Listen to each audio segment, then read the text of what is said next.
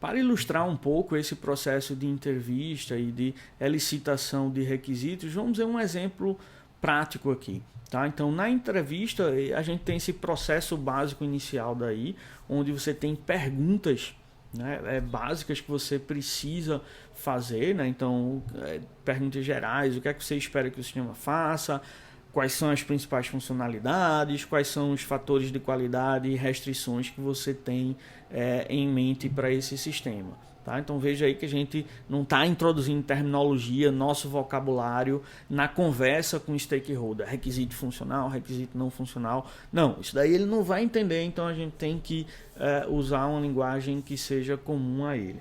Certo? E na medida que ele for respondendo essas perguntas, a gente vai agrupando essas funcionalidades no que a gente chama features.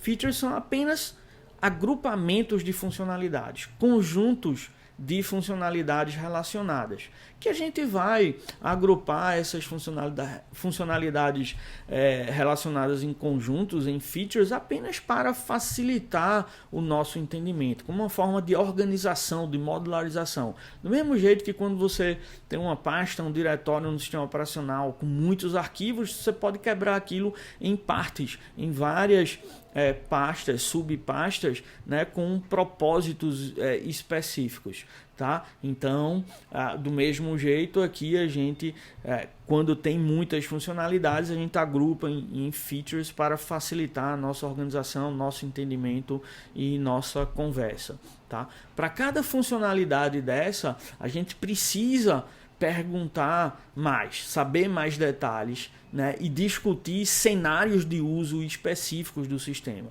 Tá? Então, por exemplo, se o cara diz que quer calcular a média, tá, de todos os alunos e ordenar os alunos, então precisa entender um pouco mais, certo? O que é que vai acontecer em determinadas situações. Então, você quer calcular a média, tudo bem, mas se algum aluno ainda não tiver todas as metas, qual é a média que você quer que eu calcule para ele, por exemplo? Tá? Então, isso no exemplo de Teaching Assistant, mas esse é o processo básico. Vamos ver agora um outro tipo de exemplo, que seria um sistema de coleta de óleo usado nas cantinas da UFPE. Então, um interessado chega para a gente e diz que o sistema tem que ser capaz de sugerir e alterar um roteiro de coleta de resíduo na UFPE. Então, isso é uma feature. Certo? Então, isso é um sistema que ele vai ser usado pelas empresas que coletam resíduo na UFPE para elas saberem justamente o caminho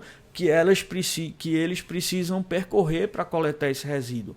Se não tem nenhum resíduo numa determinada cantina de um centro da UFPE, a empresa não precisa ir lá coletar esse resíduo. Tá? Então isso é uma feature, né? Mas isso não é suficiente. Então, a gente sabe que isso daí o aplicativo, o sistema tem que sugerir e ser capaz de alterar esse roteiro. Tá? A gente sabe que tem isso, mas isso não é suficiente. Precisa saber mais detalhes sobre cenários de uso.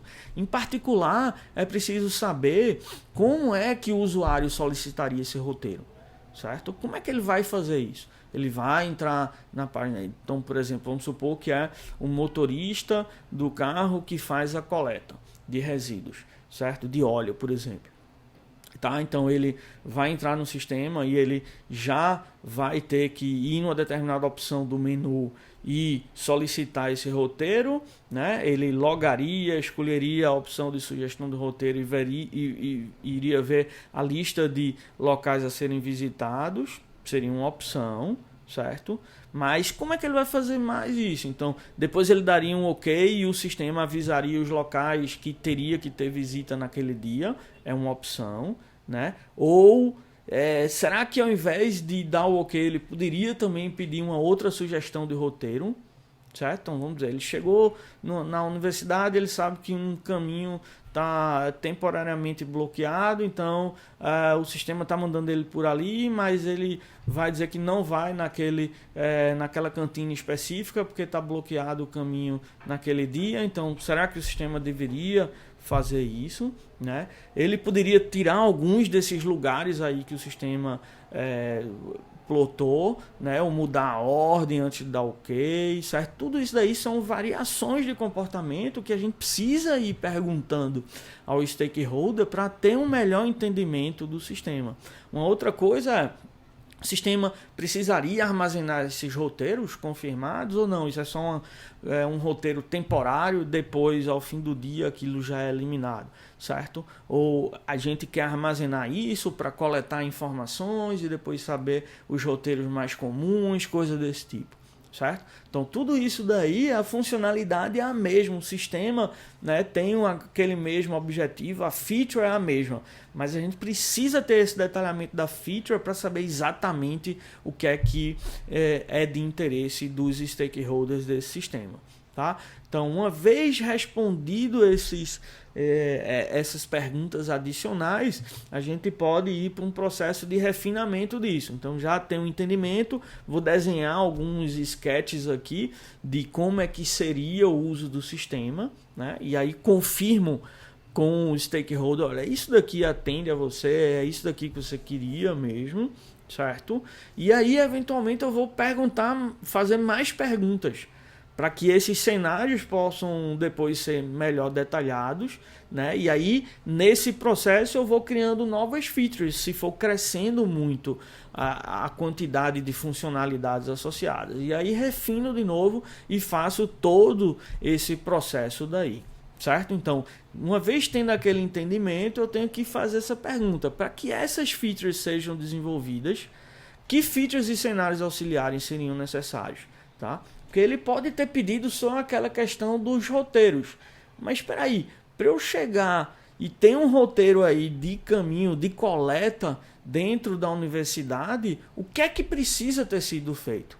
Então, aquilo que a gente levantou antes é o que a gente chama de requisito explícito, que foi explicitamente solicitado pelo stakeholder. Mas a gente, como analista de requisitos, tem que pensar também: olha, para atender esses requisitos, essas funcionalidades aí que ele pediu, que outras funcionalidades a gente teria que ter? Então, a gente tem que puxar no meio da conversa a necessidade de ter essas outras funcionalidades, cenários auxiliares também. Então, aqui nessa conversa específica, a gente teria que chegar para o cara e dizer: olha, mas não seria necessário aí ter cenário para cadastro dos locais de coleta? Então, seria uma outra funcionalidade. Tem que cadastrar as cantinas, a localização delas, o mapa dentro da universidade e assim por diante, tá? E sempre com casos de sucesso e falha, né? Então, um cenário de cadastro de uma cantina com sucesso, um cenário de cadastro de uma cantina onde eu não coloquei informações suficientes, ou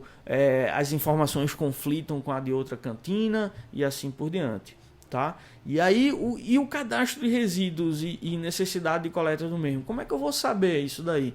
Então eu preciso ter outras funcionalidades para cada cantina. Então, não só o motorista do carro da coleta, mas também as pessoas que trabalham nas cantinas informarem ao sistema que eu tenho já resíduo suficiente para ser coletado, tá? Então, são necessidades que são essenciais para esse sistema, mas que não apareceram na conversa inicial, tá? E aí eu tenho que ir fazendo mais perguntas para puxar essas necessidades indiretas que podem não estar na cabeça podem não estar de imediato na cabeça do stakeholder, mas eu, como analista, tenho que provocar isso para ir atrás de mais informações, para ter um melhor entendimento sobre o que é que o sistema deve fazer, né? E por fim, o cadastro dos produtos e prazo de validade dos mesmos, certo? Isso daí é, por exemplo, resíduos químicos. Então, adquiro um determinado reagente, tem um prazo de validade,